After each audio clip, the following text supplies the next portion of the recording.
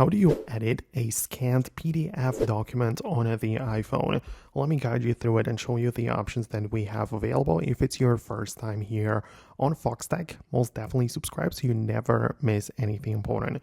So once you scan your document through the Files app, right, you perform all of the things like you then save it into your folders and you can then perform some changes to it and some edits, but it depends on what you're going after, right? Obviously, you can click on the scan a document.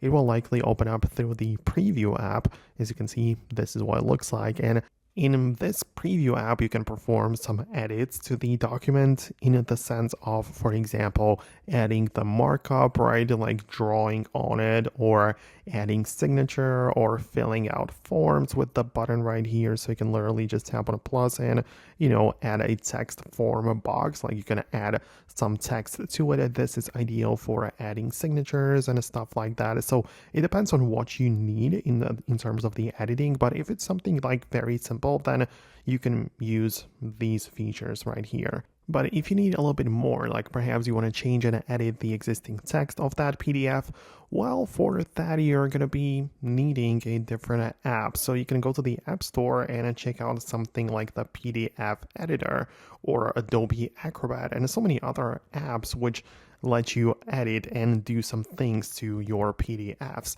And then you just go to your Files app as usual, and instead of just tapping on the scanned document, you're going to hold down on it and click on Open With, and then decide which application you want to use it with. So as I said, you can go with the PDF editor or whatever you downloaded from the App Store, and those apps will, let you perform some changes to the existing file, right? So these offer more things like the ability to edit text and stuff. So that is how you can use it if you need it to be a bit more professional or you need more features. So that's how it works. Let me know what you think about it below. Thanks a lot for watching, and I'll catch you later in the upcoming tutorials as well.